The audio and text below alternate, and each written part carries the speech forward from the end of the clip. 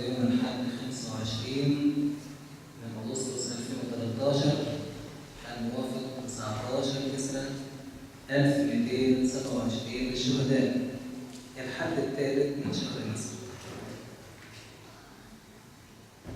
قراءات النهارده كلها تدور حول إن الإنسان ينذر من أن يقع في الانقسام، ولا سيما ان الانقسام هيكون سمه من سمات الايام الاخيره او نهايه العالم.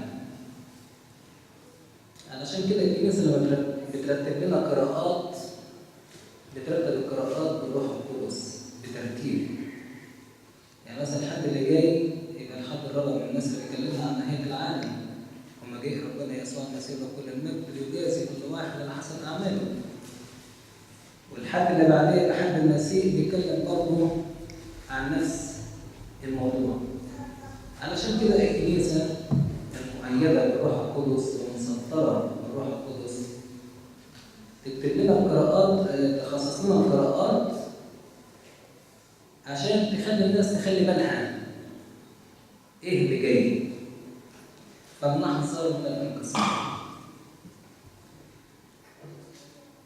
بعيد عنكم المرض الخبيث، ربنا يشيل عن كل انسان مريض ويجعل كلكم هذا المرض. هو عباره عن خليه سليمه. الخليه السليمه دي بتنقسم. الخليه السليمه دي بتنقسم. يبقى الخليه السليمه موجوده واللي منقسم عنها الخليه يعني نفس الخليه بس انقسمت، اصبحت جزء منها سليم وجزء التاني منقسم بيهاجم السليم.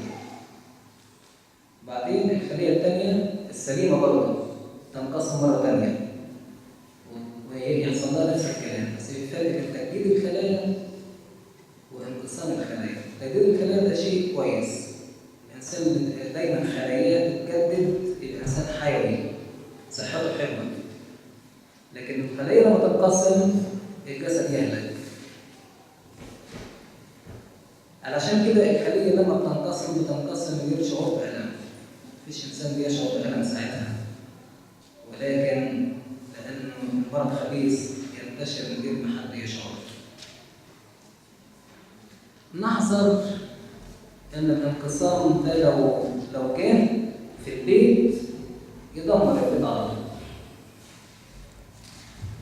لو جه في مدينه المدينه تتدمر على طول، مفيش نقاش. لأن ربنا يسوع المسيح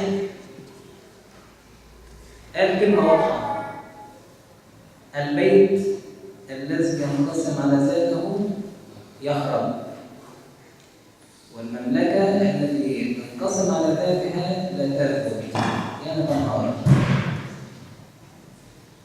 وربنا يسوع المسيح لكل المجد قال إن البيت اللي مش منقسم ده هو البيت المبني على الصخرة. عمركم سمعتوا عن صخرة جت الرياح الشديدة العاتية ضربت الصخرة راحت موقعة الصخرة على الأرض؟ ما سمعناش حاجة زي كده. لكن سمعتوا إن شوية رملة لما تيجي شوية ريحة بسيطة تخبط في الرملة دي توديه في كل حتة؟ أسمعنا. هذا الفرق بين الانقسام والثبات. البيت المبني على الصخر مهما حصلت ليه تجارب، مهما حصلت انه صدموا مياه الانهار جميعا، كل مياه الانهار والمحيطات تجمعوا عشان يضربوا هذه الصخره مش ممكن تنهار اطلاقا. فهو ده البيت المسيح المبني على اساس ربنا يسوع المسيح لكل المجد، الإيمان به، الإيمان القوي، الإيمان العامل بالوصايا، مش مجرد إيمان كده كلمة نقولها. ما هو الإيمان؟ الإيمان هو الثقة بما يرجى والإيقان بأمور لا ترى. يكون الإنسان عنده ثقة كبيرة أن كل ما يقوله الرب سينفذه بوعد صادق، لأنه وعده صادق وأمين. الإنسان اللي هو ثابت على صخرة ربنا يسوع المسيح لكل المجد، لما يكون أسرة هيكون الأسرة على هذا الثبات، على هذا الإيمان. هو اتعلم منه، اتعلم من ربنا يسوع المسيح لكل المجد، فيعلم الأسرة اللي أنشأها ويقيمها كنيسة ثابتة لا دنس فيها ولا غضن أو شيء مثل ذلك، بل تكون مقدسة وبلا عيب. تكون الأسرة مقدسة وبلا عيب. علشان كده ربنا يسوع المسيح دايما يتكلم عن الوحدة، يقول من معي فلن يفرق. اللي مع ربنا يسوع المسيح مش ممكن يفرق. اللي يؤمن بربنا يسوع المسيح يوحد ويخلي الناس تحب بعض ويقرب الأفكار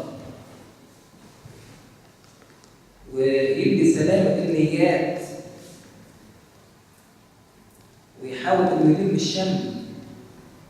ده اللي بيحب ربنا ويؤمن به يعمل كده، عمره ما يحصل فيه انقسام. لكن الانسان اللي هو يعرف ربنا يسوع المسيح كده وكده يبقى مع اللي يحبه حبيبه ومع اللي يكرهه. لو يسمع اثنين مختلفين مع بعض يحاول ان هو يزود الشقاق بينهم عشان هو اللي يبقى في الصورة أحسن. عملا بالمقولة اللي بتقول فرد تسود. لكن اللي يؤمن بالمسيح يسوع ده يوحد ويقرب يختفي، هو ما يبانش، ولكن يبان هو ربنا يسوع المسيح طول المجد. ربنا يبان في عمله وفي كلامه وهو يختفي، ما يظهرش ذاته. يعني مثلا واحد يجي يتكلم يقول معلومة مثلا حتى لو خطأ وتاني يسمعها، ما يوقفش بقى يقول ايه اللي انت بتقوله ده، انت بتقول كلام غلط، وبعدين يمسك الاخ ده يقول له اوعى تسمع منه تاني. طبعا الكلام ده ما يصحش، ولكن يحصل المفروض انه الانسان يتكلم يجاهر بالصح بس منتهى الادب باسلوب ضابط جدا بحيث ما يحرجش الناس. الانسان لما يحرج يتجرح مشاعره وكبرياءه من جوه، يتولد في كيانه من جوه العداوه. فلما تكون في العداوه مش هنقدر نعرف بعد كده. ولكن الاسلوب لما يكون لطيف ناخد من المسيح الهنا ونعلم الناس، أكيد مش هيكون في أي انقسام. حتى اللي صاحب المعلومة الخطأ هيرجع تاني لما يلاقي أسلوب لطيف كده ويفكر في الكلام بأسلوب لطيف، هيرجع لفكرته الغلط وينتهي تاني إلى الصواب. ربنا يسوع المسيح كل المجد كان بيتعامل بهذا الأسلوب،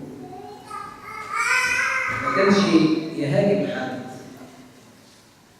وإحنا عندنا خير ودليل حواء وحواء السامرية فقال لها غلط، واللي كان معاها مش جوزها، وكان بيقول لها اذهبي ولا زوجك، ممكن على طول فورا يقول لها ايه؟ انت انسانه يا منحله زي ما الناس بتقول، انت انسانه يا خاطئه، روح هات الراجل اللي عايش معاكي في البيت. كانت الست دي عملت ايه؟ كانت ماتت في خطيتها ولا عرفت طريق الخلاص مرة ثانية. لكن لقيت إنسان في روح الله بيكلمها بأسلوب وصل إلى الداء اللي جوه وخففه. هو الجراح الأعظم مسك المشرط بتاعه وجرح، بس يجرح ويعصب ويداه تشفيان. يعني مسك الجرح بتاع كده باسلوب لطيف قوي قوي قوي. اذهبي وادعي زوجك، ليس لزوج حسنات قلبي، إنه ليس لك زوج كالذي تنسى الأزواج والذي معك الآن ليس بزوجك. وابتدى يتكلم معاها وهي تفتح له قلبها وتتكلم.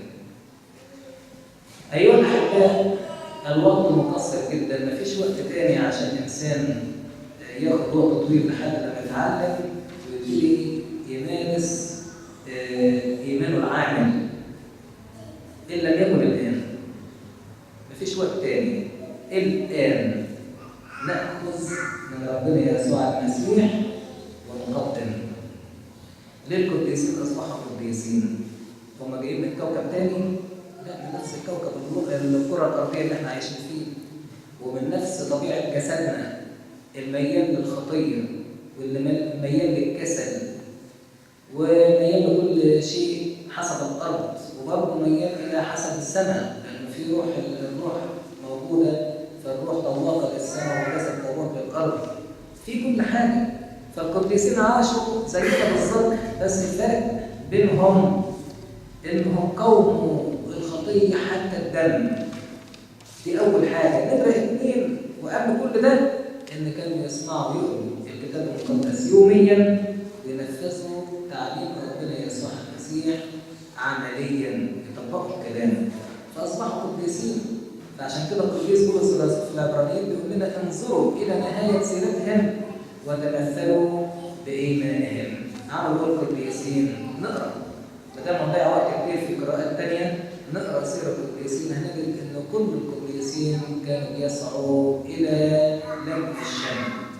لما تقروا في بستان الرهبان ولا حاجة هتلاقوا برضه الآباء الرهبان كبشر، أو ده بيحاول يوقع في ده وده مش عارف يعمل إيه، لكن تلاقي القديس منهم يحاول إنه يستخدم أسلوب الحكمة اللي اتعلمه من ربنا يسوع المسيح عشان ما يحصلش انقسام بين الإخوة ويجمعهم مع بعض. فليكن لنا هذا الفكر الذي في ربنا يسوع المسيح له كل المجد، أن نسعى إلى وحدتنا